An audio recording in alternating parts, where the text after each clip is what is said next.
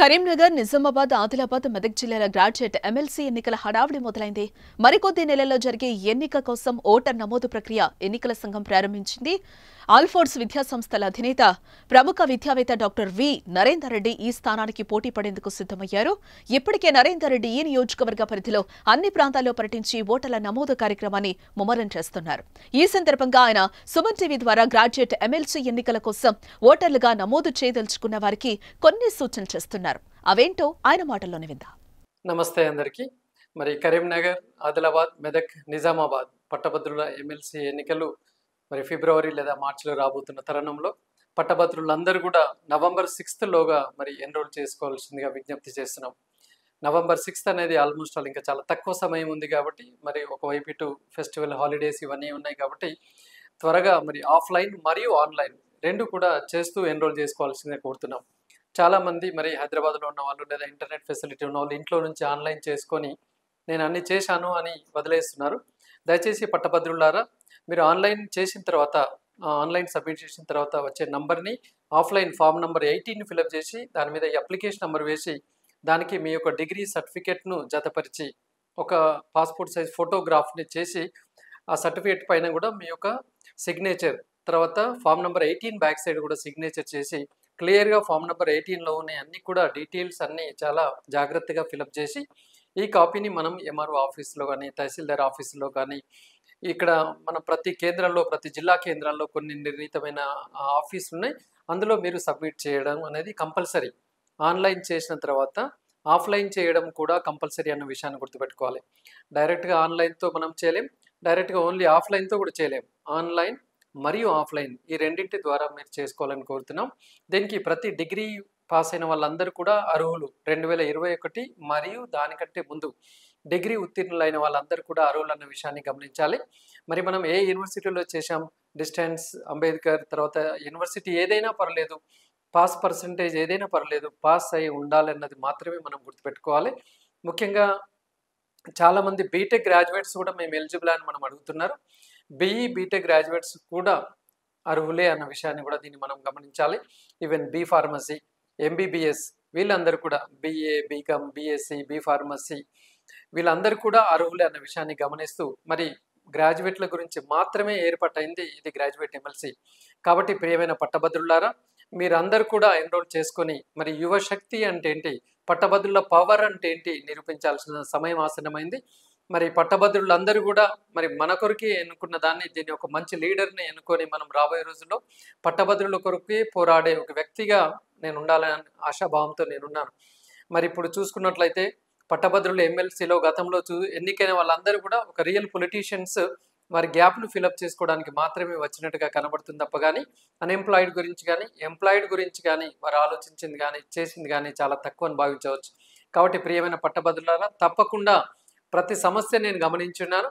ఈ 20 రోజుల్లో almost all నేను ఇక్కడ 4 ఉమ్మడి జిల్లాల్లోని సుమారుగా 40 ప్రదేశాల్లో నేను మీటింగ్స్ కండక్ట్ చేశాను. ఇవాళ Gurukul school teachers, model school teachers, contract teachers, aided, తర్వాత గెస్ట్ ఫ్యాకల్టీ, తర్వాత అన్ఎంప్లాయిడ్ యూత్, వాళ్ళ స్టడీ సర్కిల్స్, తర్వాత లైబ్రరీస్, ఈ విధంగా ప్రైవేట్ యాజమాన్యాలు, ప్రైవేట్ విద్యాసంస్థలో చదువుతున్న పిల్లల సమస్యలు, ఇలా ఎన్నో సమస్యలు ఒక్కొక్క డిపార్ట్మెంట్ నుంచి మనం చూసుకుంటే ఒక్కొక్క సమస్య, అది అడ్వకేట్స్ నుంచి కావచ్చు, డాక్టర్స్ నుంచి కావచ్చు, ప్రతి ప్రొఫెషన్ నుంచి ఒక్కొక్క సమస్య మనం తీసుకొని మరి యువకులు ఎంతోమంది మా దగ్గరికి వస్తున్నారు. మేము ఈ సమస్యతో ఉన్నాం, తప్పకుండా మీ నుంచి అవుతుంది. ఫస్ట్ టైం మేము ఈ గ్రాడ్యుయేట్ ఎమ్మెల్సీకి ఒక మంచి నాయకుడిని మీ ద్వారా చూడబోతున్నాం సార్, మరి ఈ సమస్యలను మీరు మాత్రం సాల్వ్ చేయగలరు అని చెప్పేసి రిప్రజెంటేషన్లు ఇస్తూ ఉంటే కనపడుతుంది. అసలు ఇన్ని సంవత్సరాలు మరి ఏ నాయకుడు కూడా వీరికి సమస్యలు సాల్వ్ చేసే దిశగా ఆలోచించలేదా అని చెప్పేసి కనబడతా ఉన్నది. కాబట్టి ప్రియమైన పట్టభద్రులారా, తప్పకుండా మరి మీకు తెలుసు, నేను 35 సంవత్సరాల నుంచి విద్యా వ్యవస్థలో నా జీవితాన్ని మరి విద్యార్థుల కొరకు అంకితం చేసి ఉన్నాను. నేను ఒకసారి కమిట్మెంట్ అయినప్పుడు తూచా తప్పకుండా దాన్ని చేసే ఒక మనస్తత్వం నాది. కాబట్టి తప్పకుండా మరి విద్యా సంస్థలతో పాటుగా తప్పకుండా పట్టభద్రులకి మరి ఉద్యోగ నిరుద్యోగులకు అండగా ఉంటానని చెప్పేసి సందర్భంగా ప్రామిస్ చేస్తున్నాను. ఖచ్చితంగా నేను ఫోన్లో కానీ ఫిజికల్గా కానీ అందుబాటులో ఉంటాను. మీ సేవకుడుగా నేను తప్పకుండా ఉంటాను. 5 సంవత్సరాల్లో పట్టభద్రుల ఎమ్మెల్సీగా ఒక పట్టభద్రుల ఎమ్మెల్సీకి ఒక వన్నె తెచ్చే విధంగా మరి మీకు ఎల్లవేళలా అందుబాటులో ఉంటానని చెప్పేసి ఒక్కొక్క కేటగిరీ వాళ్ళు ఏ సమస్యలతో ఉన్నారో అవన్నీ కూడా తప్పకుండా పరిష్కారం దిశగా నేను కృషి చేస్తానని చెప్పేసి ఈ సందర్భంగా కోరుతూ మరొకసారి పట్టభద్రులందరూ కూడా నవంబర్ 6 లోగా మీరు ఎన్రోల్ చేసుకోవాలి. మీరు ఎవరికో ఫామ్ ఇస్తున్నారు, సగం సగం ఫిలప్ చేసి ఇస్తున్నారు, అలా కాదు, కంప్లీట్గా ఫిలప్ చేయండి. మీరు ఎవరికైతే ఫామ్ ఇస్తున్నారో అది ఆన్లైన్లో ఎంటర్ అయిందా లేదా, ఎంటర్ అయిన తర్వాత మీకు ఆ నంబర్, అప్లికేషన్ నంబర్ ఇవ్వమని చెప్పండి. అలాగే దీన్ని ఆఫ్లైన్లో కూడా సబ్మిట్ చేశారా లేదా, తర్వాత అప్రూవ్ అయిందా లేదా. సమ్ టైమ్స్ మనం సరిగా ఫిలప్ చేయలేకపోయినా, సరిగా ఎంక్లోజర్ జత చేయలేకపోయినా రిజెక్ట్ అయ్యే అవకాశం కూడా ఉంది. కాబట్టి మీరు ఈ విషయంలో జాగ్రత్తగా ఉండి మరి ఈ పట్టభద్రుల ఓటు హక్కుతోటి ఇది మన నిజంగా చెప్పాలంటే ఇది మనం సాధించుకునే దిశగా మనం అడుగులు ముందుకు వేస్తున్నాం. ఇవాళ ఏదో ఒకరిని ఎన్నుకోవడం, వారి గురించి నాకేం అవసరం కాదు. ఇవాళ ఈ యువత, భారతదేశం అనేది ఒక యువ భారతదేశం. మరి మన పైననే ఆధారపడి ఉంది భారతదేశం యొక్క భవిష్యత్తు. కాబట్టి ప్రియమైన పట్టభద్రులారా, మీరందరూ కూడా ఎన్రోల్ చేసుకోండి. గతంలో మీరు ఆల్రెడీ ఓటు వేసి ఉన్న వాళ్ళు, ఓటు పొందిన వాళ్ళు కూడా మళ్ళీ ఈసారి ఫ్రెష్గా మనం ఎన్రోల్ చేసుకోవాలి. గవర్నమెంట్ టీచర్స్ అయినప్పుడు తప్పకుండా ఫామ్ 18, ఫామ్ 19 రెండు కూడా మీరు చేసుకోవాల్సిన బాధ్యత ఎంతైనా ఉందని చెప్పేసి కోరుతున్నాం. తప్పకుండా రాబోయే రోజుల్లో ఒకసారి మరి ఓటర్ ఐడి వచ్చిన తర్వాత, ఒకసారి ఓటింగ్ అవకాశం వచ్చిన తర్వాత మళ్ళీ లేకుండా తప్పకుండా నేను చేస్తానని రాబోయే రోజుల్లో నేను చేస్తున్నాను. ఎస్జిటి వాళ్ళకి కూడా టీచర్స్ ఎమ్మెల్సీలో ఓటు వేయడానికి అవకాశం కల్పించే దిశగా కూడా నేను ప్రయత్నం చేస్తానని చెప్పేసి కోరుతున్నాను. మరి ఉద్యోగులు, నిరుద్యోగులు వీళ్ళందరి పట్ల శ్రద్ధ వహిస్తాను.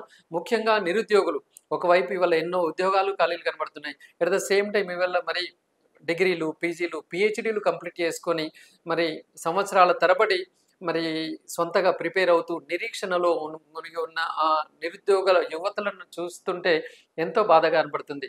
కాబట్టి పట్టభద్రులారా, మన అందరం కలిసి ఆ నిరుద్యోగులను మరి వారి జీవితాల్లో ఒక వెలుగు నింపే దిశగా ఉందాం. ఉద్యోగులుగా మనం హ్యాపీగా ఉండవచ్చు ఫర్ ఎగ్జాంపుల్. కానీ ఇవాళ చాలామంది నిరుద్యోగులు మరి ఈ ఎంప్లాయ్మెంట్ లేకుండా నానా ఇబ్బందులతో ఉన్నారు.